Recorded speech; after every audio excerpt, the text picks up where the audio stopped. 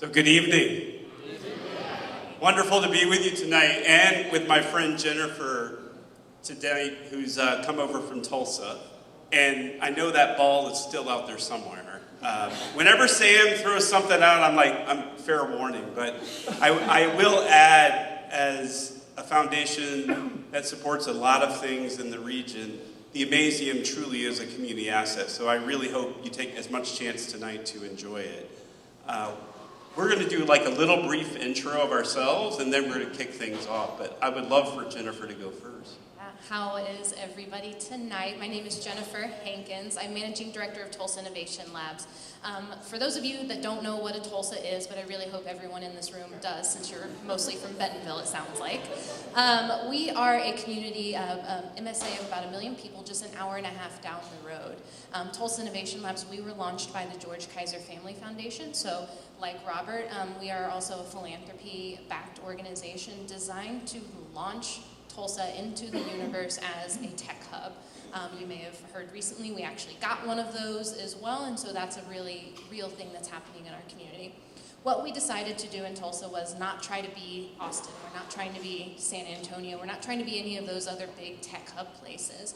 We're really out there trying to be the most authentic version of a Tulsa tech hub that we can be. We do that by laser focusing on what we call our right to win areas. Again, we're not trying to compete with Silicon Valley, nor do I believe that Heartland community should be trying to aspire to some of those places. But we laser focus on 4 industry clusters: virtual health, energy tech, advanced air mobility, and cybersecurity. If you know anything about Tulsa, we're great at energy. We are a midstream oil and gas hub of the United States. If you know anything about American Airlines, their largest commercial MRO base in the entire world is in Tulsa, Oklahoma. Finally, virtual health. I think everybody in this community can agree that virtual decentralized healthcare is critical to communities our size across America. So we're really seeking to establish ourselves and create technologies for our communities, by our community, is really important in that space in particular. And then we were really thrilled with last year's NWA Tech Summit. Big geek out moment on cybersecurity of everything related to those industry clusters. It is embedded in every single thing that we do in our lives today. So that's a little bit about Tulsa Innovation Labs. We're just trying to put Tulsa on the map, and one thing I'm really excited about with this conference in particular, places like Tulsa, places like NWA, we have to collaborate as regions. We have to do these things together because the world is against the heartland, right? All these mega tech hubs on the coasts and in the north and in the south. How do we really carve out niches for ourselves? So that's what Tulsa Innovation Labs is about, and why we're really excited to always be sponsoring and engaging in this event in particular.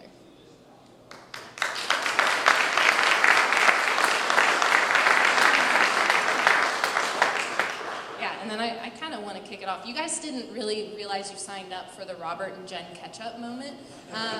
We don't get to see each other in person very often, so I'm really excited to also just, what I think is important and interesting is, what does the Walton Family Foundation do? I think a lot of people probably think they know, but I would love, especially in this context, what do you guys do?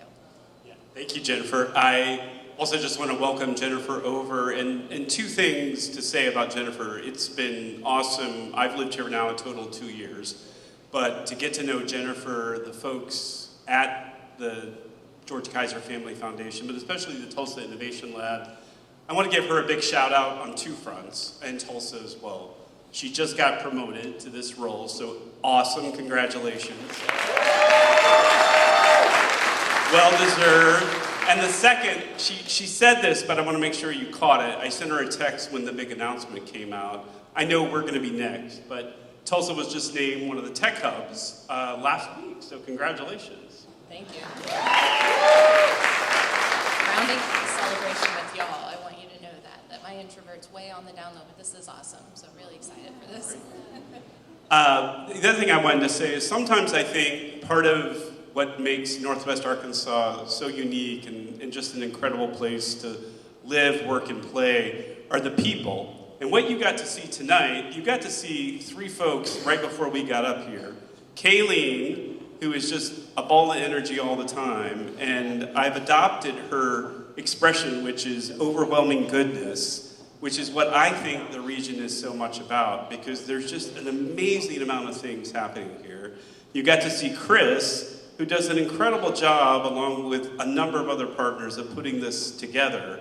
And when I saw the amount of attendees, it was incredible. And then you have Sam, whose home is here at the Amazium. But if you look at all three of these incredible individuals, this is really what symbolizes Northwest Arkansas. The spirit, the culture, the creativity that's behind that. A little bit about the Walton, and I just want to say the other thing is thank you, all three of you and the organizations for everything that you do to make this region sparkle. So thank you.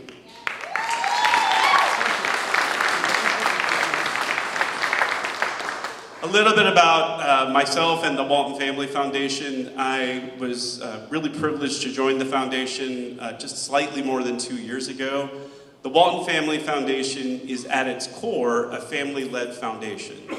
We are now working with the fourth generation of family members, originally founded by Mr. Sam and Miss Helen Walton here.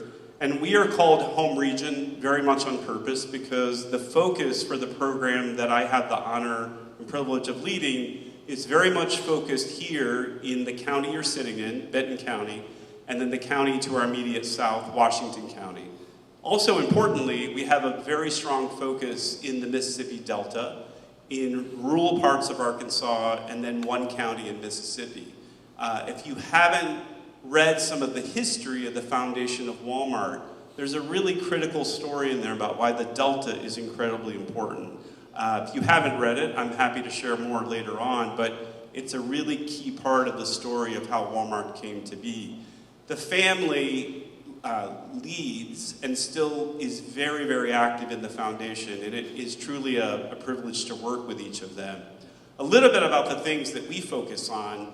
We focus on a number of areas here in Northwest Arkansas, and I'm going to focus on that work because of where we're sitting right now. We focus on building out the entrepreneurial ecosystem here in Northwest Arkansas. The tech part of that is incredibly important. We focus a lot on career pathways. Roughly at almost any given time, we have a lot of vacancies here in Northwest Arkansas. We believe in upskilling and finding folks to find creative pathways to help folks get into jobs here in Northwest Arkansas. So that's a key part of what we do. We are increasingly focused on things like workforce housing and transportation. The region is growing incredibly rapidly. When my partner and I moved here 2 years ago, the stat from the Northwest Arkansas Council was roughly, if you net it out over the course of a year, 30 people a day are moving to Benton and Washington counties. Here we are 2 years later, we now have 36 people moving per day if you net it out. You can imagine the impacts that has. It brings an incredible vibrancy and need for talent to the area. It also brings some other challenges, and we're trying to do a lot with our partners and as much as we can to try to work with the challenges like workforce housing or transportation. We also do a lot around inclusive shared spaces, spaces that make the community pop, that make it unique, things like the Amazium or the areas of the natural part of the landscape here, our incredible trail network, the park system that exists in all communities in the 4 areas. So these are really key ingredients to making it work. I won't touch upon all of them. I will name one other thing that's just really important. We work with amazing nonprofit and municipal partners, which I've just had a chance to recognize a few of those. We've really been spending more time and energy focused on growing their ability to respond more to the growth in the area, building up leadership, building up next generation leadership, building their ability to respond to this rapidly changing environment that we live in.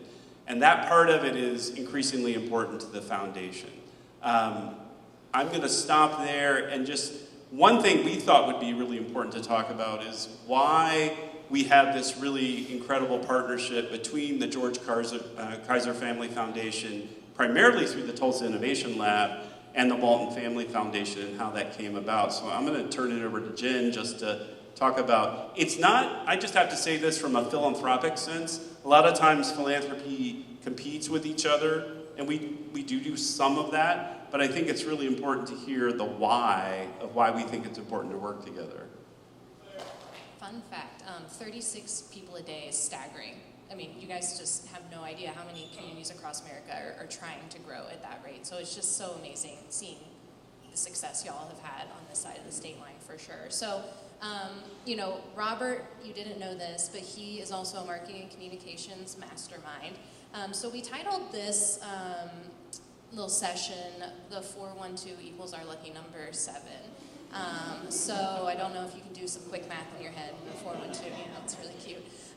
So one thing we've long realized in Tulsa in particular is that we haven't felt like we had a strong regional partner that looked like us, felt like us, and shared those same values. It wasn't until about 4 or 5 years ago or so that we kind of started thinking like, oh wow, regionalism doesn't have to be actually in our state if we don't, you know, want it to be, or if that's, you know, there's other opportunities.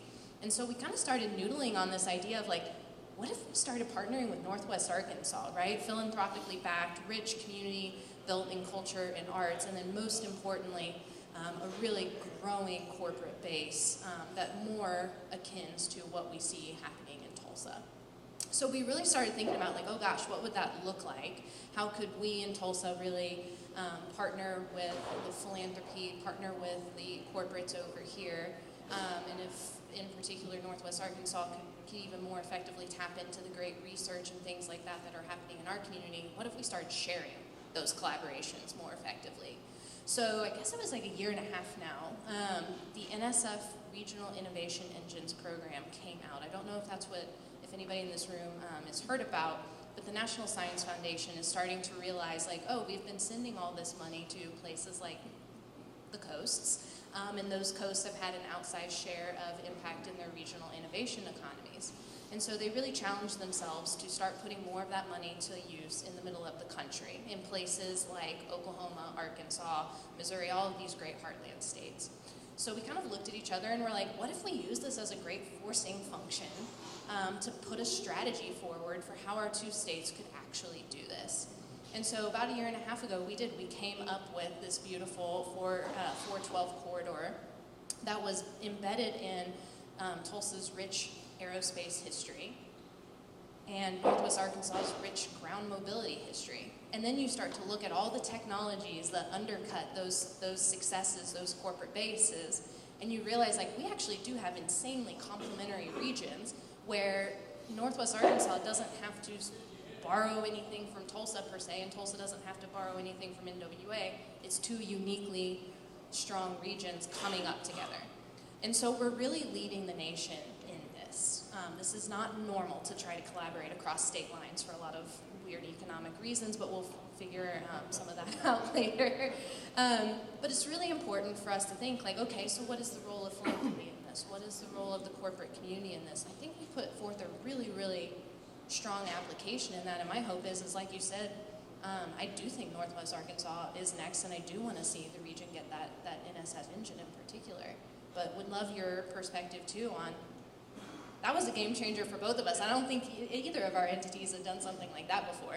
No, we were talking about ways that we could do and work on things together, and we actually did grant making together. So both foundations put in money to help partners put together this very complex application process. But as we did that, and Jennifer touched upon this, we really built a spirit of trust. We got to know each other.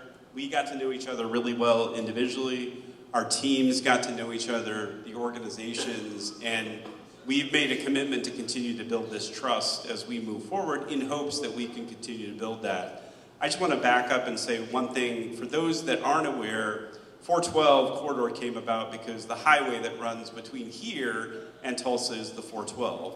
And that corridor is increasingly becoming more vibrant. We also find a lot of cultural similarities between the two, and we figure both as a bigger region, we can learn and build from each other.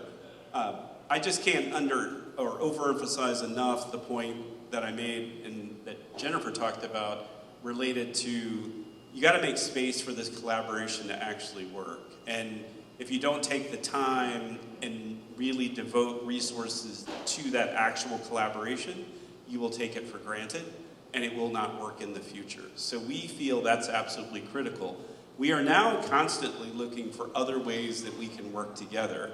I know that, for instance, some of the folks from the foundation, the George Kaiser Foundation, Tulsa Innovation Labs, we make a point of getting together on a regular basis or Zooming together. And when either of us are crossing over the border and coming over to Tulsa or here, everybody makes a point of trying to connect. It might be just for 5 minutes, but nothing beats a little bit of that FaceTime to continue to build the relationships.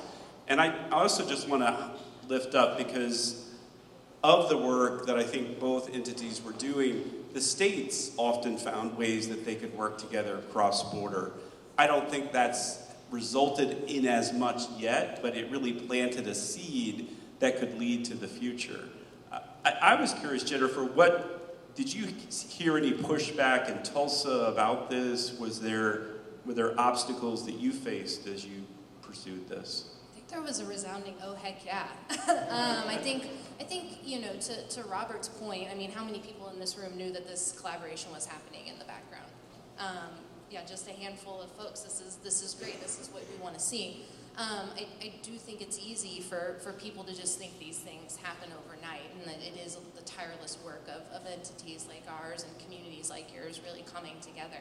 Our biggest obstacle was really just what's the data, what's the there, right? Like, of course, like we all are entrepreneurs in this room, I think, most of us, and we're like, oh, that's a great idea. And so really identifying the there, and once we had that data, I mean, it was a complete game changer. It was like, oh man, we should have been doing this probably a long time ago. And I think the states is an important part of this as well, because especially when you're trying to unlock significant federal dollars to help these partnerships really blossom, it is critical for the states to know each other and also feel that trust. And so predating even the 4112, we had a joint MOU with then Governor Asa Hutchinson and Governor Stitt, a joint MOU for advanced mobility, saying that these two regions will collaborate instead of compete wherever and however possible. And so I think that was a really important, monumental step that honestly, thanks to Runway Group and a lot of your team in particular, really unlocked that opportunity, and it created that ignition, right? Like regions like ours just need a little spark, and we're small enough and scrappy enough we can run at things in a pretty big way. So that was really exciting. MOU into NSF engines, and now with Tulsa having a tech hub, I think we have a whole lot more we can even do, and I think that's what I'm hearing on our side. And I think the regions in many ways complement each other in terms of the things that a region may not have, or the things that are being built among the two regions. And we've seen value in that, or how we can learn from each other. There's a lot of development occurring in both places, but it'll be different. I mean, certainly we don't have in Northwest Arkansas, nor would I predict we would, the same kind of history around petroleum, oil, and gas. And that's a key part of Tulsa's history. I don't see that happening here. We have an amazing history around logistics and supply chain that I think is probably unfettered compared to other parts of the country. And you have some of that certainly we've shared and can build from, but you find that, and I think some of these are examples of where the complementary can come in.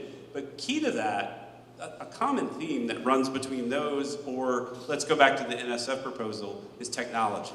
Each of these elements is absolutely core, and one of the things that I appreciate about our work, and I see it in both of the cultures of the organization, is we certainly want to do everything we can to be visionary and ahead of things, and we fundamentally believe in piloting things. And if that doesn't work, we'll try something else, and we have to learn from that, be as adaptive as possible. And that was one of the core values that we identified early on, I believe. I think so, and in particular, that desire to be scrappy. I think a lot of people probably hear our two foundations in particular, and you think these big organizations, but really, they're organizations that were built by entrepreneurs, pioneered by entrepreneurs, and then you're now starting to see our work reflect what I think is a true entrepreneurial ecosystem. To me, I think it's really cool and really great when I hear you guys leading with, we're building out our entrepreneurial ecosystem. Who better in the world to be building out an entrepreneurial ecosystem than the Walton family? I mean, my goodness. And then similarly, on our side of the state line, George Kaiser, I mean, he turned broken oil wells into billions of dollars worth of wealth and bought a regional bank, and he consistently finds problems, solves them, and makes them bankable. And so I just think that that's a core thing that we've forgotten a little bit in our regions over the previous 10, 15, 20 years is we forget that entrepreneurs and technology are really in our culture. And they're kind of everything that our communities are based off of. It's just mind-blowing to me that we didn't think of these things so much sooner. I think almost taken for granted. Yes. Taken for granted. Yeah. I will also add that something I have come to appreciate about Northwest Arkansas, and I see it in Tulsa as well. One of the things that I think is unique to the culture here, especially in Northwest Arkansas, and when I speak about this general description, we are talking about Benton and Washington counties largely. There's a real spirit here of how people help each other. It's really embedded in the culture. I think a lot of it goes back to the family that we've hinted at, but the Waltons, the Hunts, and the Tysons really growing up being entrepreneurs, but also seeking ways to help each other out, both individually and as companies. That culture really forms a foundation. You talk about Mr. Kaiser's work, who's still very active in your foundation. And I think the other part that's really important, it goes back a long ways, is that Mr. Walton and Mr. Kaiser knew each other well. And that was a really important linkage as things were moving along in both areas. I just even just listening to Robert talk, I get so excited because I just think about the core tenets of your community and our community, of just the way that we do business, right? Like that our corporate community is so engaged on both sides of the state line, and it's just there's so much potential for collaborating even more, and I just can't wait to see what is next and make sure that we are continually staying on the front lines of this. As many of you know, this doesn't just check, you made a tech hub, you're done, or check, we built an ecosystem. Really excited to see what's next, and in particular for you guys, you've piloted a few things. What are you seeing that's working? What are you excited about? Yeah, I'm going to give a couple of examples that I think are just different. Some things that you wouldn't typically see. I'm going to start with a high-level view. As the region grows, we think it's absolutely critical, and it's part of our mission, that this region is the most vibrant and inclusive possible. To that point, one of the critical aspects is transportation here in the region. We piloted a program with the regional transportation provider, which is known as Ozark Regional Transit, by which, rather than just having your usual stops, riders can now go to the Ozark Regional Transit app on their phone and call buses that will then cluster closer to their home. And in each of the 4 largest municipalities here in Benton and Washington counties, Bentonville, Rogers, Springdale, and Fayetteville, ridership has gone up by double digits in each of those areas and is growing. It's different. It still requires, as almost every public transit system does, some type of subsidy. We're certainly happy to be part of this experiment. I'm also excited about something that's forthcoming that we'll be able to talk in the future that would enable more disabled individuals to make use of the public transit system, to get more individuals to and from place to work or from home. So that's one aspect I'm particularly excited about. The other thing around the 412 corridor, and there's a lot of lessons being learned from this, we spoke about entrepreneurial ecosystem. There was an organization in Tulsa that was already doing an active angel investment network. We knew that there was a need here, and we were hearing from entrepreneurs that there was a need for angel investors here in Northwest Arkansas. So rather than create one from scratch, we started talking with our friends at the foundation, could that effort be expanded? So we now have the 412 Angels Network, which is exactly what we were talking about, working now in Northwest Arkansas as well as Tulsa.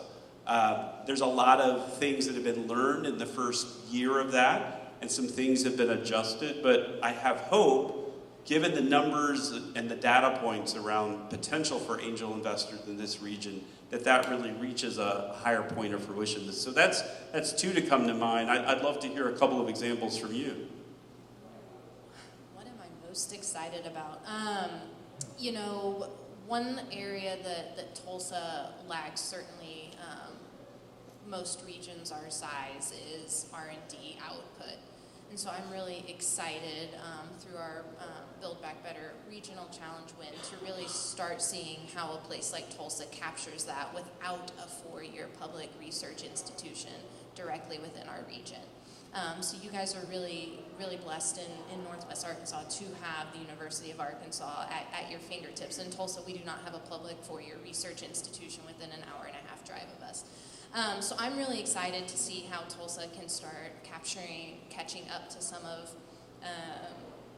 these core metrics so that we can more actively contribute to big regional efforts as well.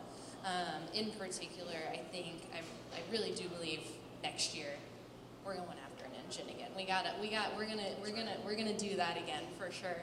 And I do think we just want more and more opportunities where people are seeing the bullseye. Robert kind of touched on it a little bit, right? Like Tulsa individually is it's good, it's strong. NWA on its own, super strong and good.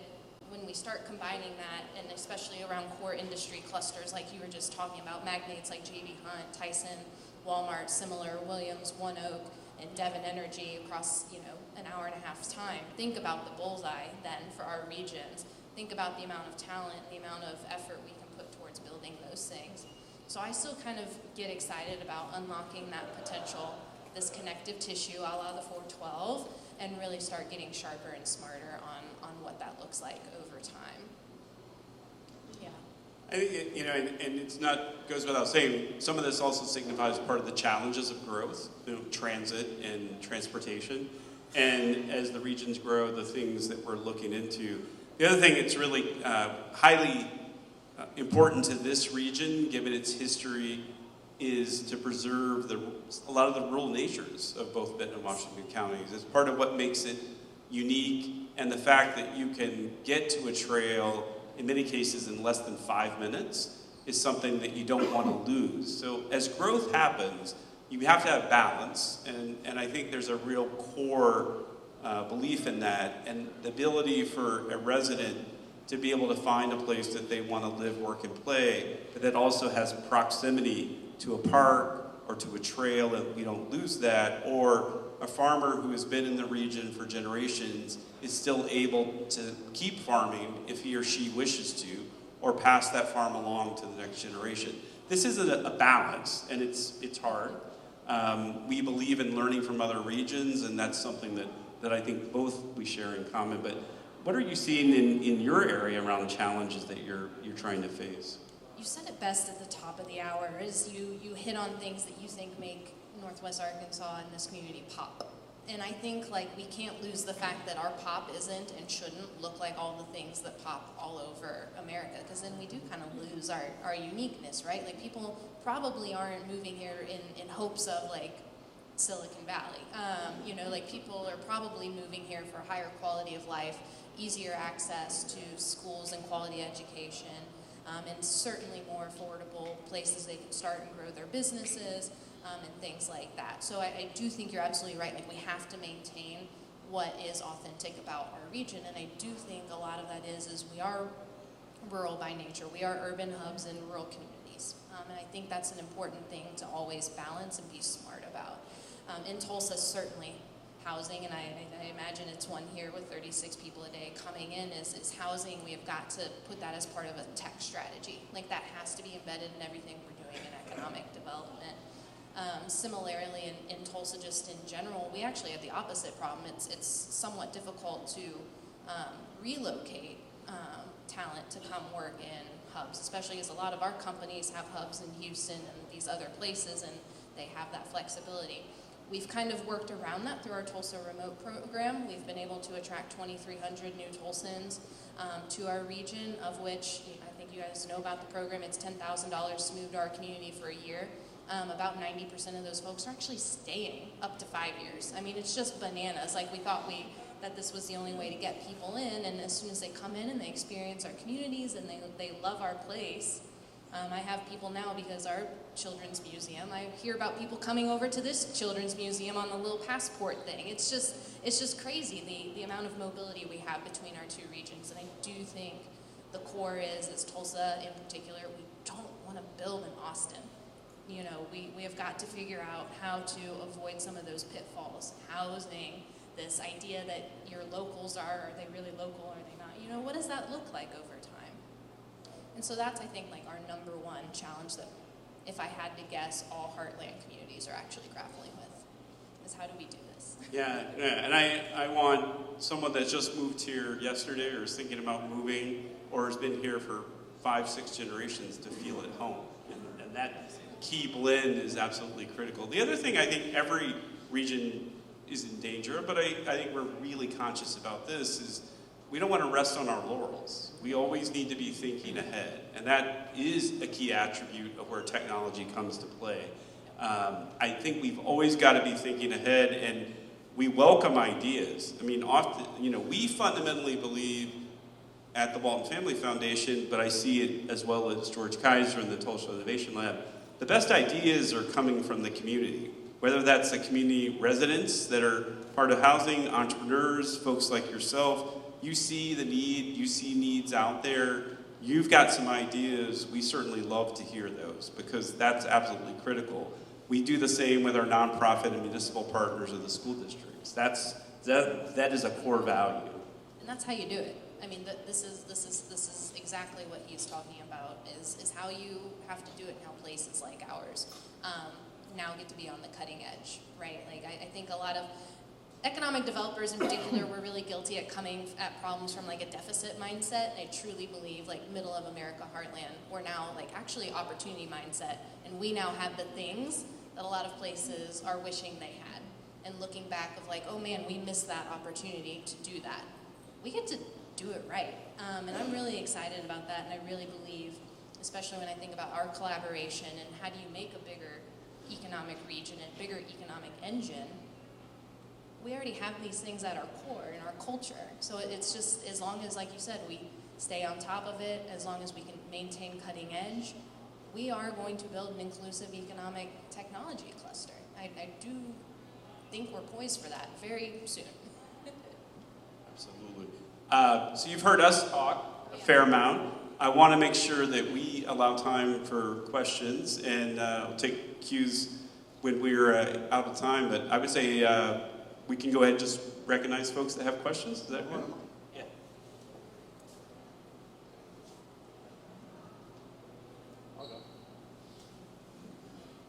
Heard you loud and clear on the uniqueness and how to build what you're building, the 412 corridor. Is there any other communities where there's like 2 metropolitan areas that have done this before that you're looking at benchmarks that we can actually learn from? I think there's a couple of them across the country, but certainly not. So, like, of course, Minneapolis, St. Paul to come to mind, Kansas City, Missouri, Kansas City, Kansas, which is my hometown and where Robert went to school at KU as well. You're not seeing a whole lot of places that are 2 urban hubs with so much rural opportunity in the middle. So you're seeing a lot of like closely clustered metros that frankly kind of had to do it, if you will. This is, you know, truly an opportunity to sync up 2 states. And then what we're really interested in, and Robert and I talk a lot about, is how do you engage that rural middle in between us in particular, especially our friends in tribal America, our friends in Cherokee Nation in particular. How do we engage those more thoughtfully? So you're not seeing this urban hub with a rural middle and connecting those thoughtfully. I mean, one that we've looked at just because there's interesting, because of the rural context, Fargo-Moorhead, a place that a lot of folks wouldn't think about. North Dakota, Minnesota, right across from each other. We've had a delegation come and look at the region, and I think there's some interesting lessons to be learned there. Another one, I moved from DC and came to this region. Absolutely no regrets, love it here. But if you look at DC, DC's interesting because you've got DC, which is officially not a state, it's a district.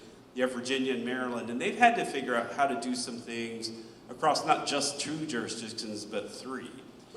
One of those is transportation and some other areas. So there are things that we can learn from that as an example.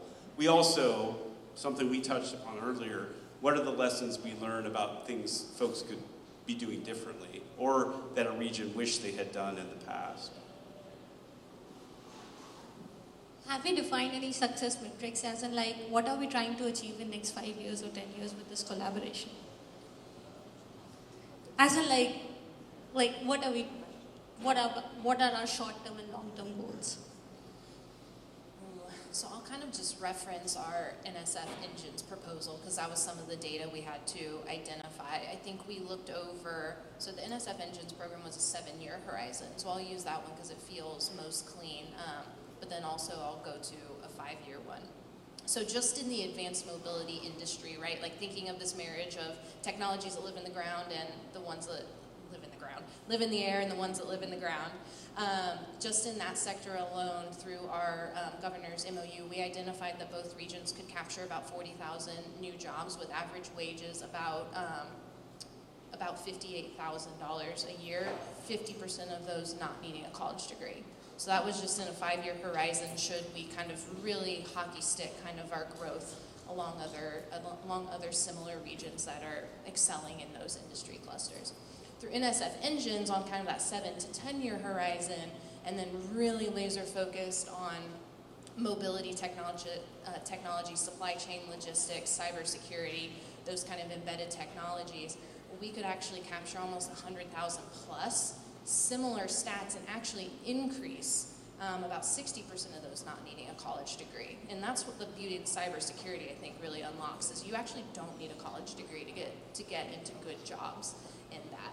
So I think there's a little bit of jobs, average wages mix, and then in particular, through NSF Engines, we identified almost 50,000 Latino, Native American, or women that could enter that workforce. So I mean, it's pretty sizable, should we continue like pedal to the metal on those industry clusters in particular.